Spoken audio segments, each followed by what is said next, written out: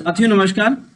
आज हम Microsoft Excel में व्यू टैब के व्यू साइड बाय साइड और मैक्रो तक की पूरी जानकारी लेंगे। तो वीडियो को बिना स्किप किए आप पूरा वीडियो देखें जिससे आपको पूरा नॉलेज मिल पाए। जैसे अभी आप यहाँ पे देखें तो view side by side active नहीं है। आखिर क्यों एक्टिव नहीं है और इसको एक्टिव कैसे किया जाए और इसके साथ काम कैसे किया जाए। तो इसके लिए सबसे पहले तो हमें फाइल टैब पे चल के ओपन पर क्लिक करना होगा, फाइल को ओपन करना होगा। पिछले वीडियो में हमने आपको file tab, home tab, insert, page layout, formula, data, review और व्यू की पूरी जानकारी दी थी, जिसमें हमने एक एक ऑप्शन के विषय में बताया था कि इनका यूज कैसे और किस तरह से किया जाए। तो आज हम इन टॉपिक्स पे बात करेंगे। तो अब सबसे पहले तो हम जानने वाले हैं व्यू साइड बाय साइड। जैसे अभी एग्जांपल के लिए देखिए, अभी एक्टिव नहीं था, लेकिन जैसे ही हमने एक नई फाइल ओपन करी ठीक वैसे ही यहाँ पे view side by side active हो गया। तो अब जैसे हम इस पे क्लिक करेंगे तो ये देखिए, ये तुरंत आपका जो मतलब जो दोनों फाइल है, जो दोनों डॉक्यूमेंट्स खुले हुए हैं या जो दोनों वर्कशीट खुली हुई हैं, वो दोनों बगल बगल आपको ऐसे दिखने लगे। लेकिन अब ये ऊपर नीचे दिख रहे हैं।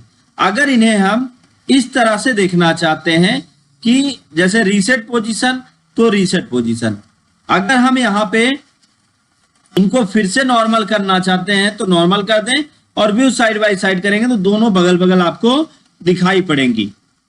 रीसेट करके आप इनकी पोजीशन को अपने अकॉर्डिंग सेट कर सकते हैं, जैसे जिनकी आपकी मर्जी, जिसको आप जहां पे रखना चाहें उसको आप वहां पे उठा के उस पेज को एडजस्ट कर सकते हैं और ये पूरा का पूरा पेज यहाँ पे सेट हो जाएगा। तो ये रीसेट हो गया। इस तरह से व्यू साइड बाय साइड को हम एक साथ पेज में देख सकते हैं। नेक्स्ट अगर हम बात करेंगे यहाँ पे किसी दूसरे ऑप्शन की, तो दूसरा ऑप्शन जो होगा वो होगा, ये उम्मीद है आपको समझ में आया होगा। नेक्स्ट है सेव वर्क स्पेस। अब ये सेव वर्क स्पेस क्या होता है? सेव तो हमने पढ़ा है कि फाइल में जाके सेव करने से हमारी फाइल सेव हो जाती है, बट ये सेव वर्क स्पेस क्या है? तो आज मैं आपको बता दूं, वर्क स्पेस मतलब कार्य करने का जो जगह होगा वो वर्क स्पेस होगा। हम चाहते ये हैं कि हम एक फाइल को सेव करें जिस फाइल पे काम कर रहे हैं, और उसको सेव करने के बाद वो जो मैटर जब भी फाइल ओपन हो तो वो किस में हो? वर्क स्पेस में, मतलब जगह छोड़कर ओपन हो। तो इसके लिए हमें क्या करना होगा? व्यू टैब के सेव वर्क स्पेस पर क्लिक करना होगा। तो जैसे यहाँ पे आप क्लिक करेंगे तो आपके सामने सेव वर्क स्पेस का एक विंडो खुल जाएगा। यहाँ पे आप फाइल को जिस लोकेशन पर आप सेव करना चाहते हैं वो लोकेशन आप यहाँ पे ले लीजिए, और यहाँ पे आप जिस भी नाम से सेव करना चाहते हैं वो नाम यहाँ पे टाइप करके आप जैसे ही सेव बटन पे क्लिक करेंगे आपकी फाइल सेव हो चुकी है। अब अगर यहाँ पे हम बात करें कि हमारी फाइल कहाँ है, तो ये है हमारी फाइल। देखिए डेस्कटॉप पे इस वक्त दिख रही है। इस पे जैसे ही आप डबल क्लिक करते हैं तो आपकी फाइल ओपन होगी। लेकिन अभी ध्यान दीजिएगा कि ये ओपन कैसे होती है। थोड़ा सा विंडो को बड़ा करते हैं, तो बड़ा करने पर आप देखिए तो जो अभी तक विंडो आपका फुल स्क्रीन पे दिखा करता था, अब वो पूरी स्क्रीन पर नहीं दिखेगा। और दूसरी एक खास बात, जैसे वर्क स्पेस में हमने दो फाइल ओपन कर रखी थी, ये देखिए, एक तो हमने ये से ओपन कर रखी है और दूसरी हमने ये नीचे एक और दो ओपन कर रखी है। तो अब हम, ये वर्क स्पेस फाइल होती है। एक बार मैं आपको फिर से दिखाता हूं। इसको हमने क्लोज किया। अब हम यहाँ पे एक ही फाइल ओपन करते हैं, एक ही डॉक्यूमेंट। और अब अगर आप इसको सेव वर्क स्पेस के द्वारा सेव करते हैं तो अब देखिए ये कैसे ओपन होगी। अब यहाँ पे एक फाइल ही ओपन होगी, बट अगर दो फाइल, तीन फाइल आपने ओपन कर रखी है और अगर आप एक साथ सबको ओपन करते हैं तो क्या होगा? इसको हम क्लोज करते हैं। तो जैसे ये है हमारी फाइल, इसको हमने ओपन किया तो अब यहाँ पे स्पेस देकर एक ही पेज ओपन होगा, दूसरा कोई पेज नहीं ओपन होगा। जबकि अगर आप दो फाइल ओपन करके रखते तो दो की दोनों फाइल यहीं पर सेव हो जाती। अगर आपको यह भी देखना है कि क्या वाकई दो फाइल सेव होती हैं तो एक साथ आप दो या दो से अधिक फाइल को सेव कर सकते हैं। मैं आपको दिखाता हूं। इस वक्त हमने एक फाइल तो हमारी ये ओपन है, दूसरी फाइल हमने आपके सामने और ओपन कर दी। अब हम इसको वर्क स्पेस में सेव करके आपको दिखाएंगे कि किस तरह से ये वर्क स्पेस में सेव होगा और दोनों एक साथ ही फाइल ओपन होगी। तो यहाँ पे हम सेव पे चलते हैं। ध्यान दीजिए, यहाँ पे हमने लिखा एचपी गैस एजेंसी और दूसरी वाली फाइल पे हमने क्या लिख रखा है, मेडिकल स्टोर। अब हम चलते हैं एचपी गैस एजेंसी पे, सेव वर्क स्पेस करते हैं और इस फाइल को सेव करने का लोकेशन देते हैं, फाइल का नेम टाइप करते हैं और सेव करते हैं। फाइल का नेम था 2, तो हमने यहाँ पे 2 कर दिया। 2 करके अब जैसे ही इसको हम क्लोज करेंगे और फिर से हम उस फाइल को ओपन करेंगे तो अब देखिए हमारी 2 की दोनों फाइल एक साथ सेव हो चुकी होंगी और दोनों पे हम अपनी इच्छा से काम तो दिखाते हैं हम आपको 2 फाइल एक साथ कैसे सेव होती हैं। तो पहली फाइल तो ये गैस एजेंसी की हो गई और दूसरी संदीप मेडिकल स्टोर की हो गई।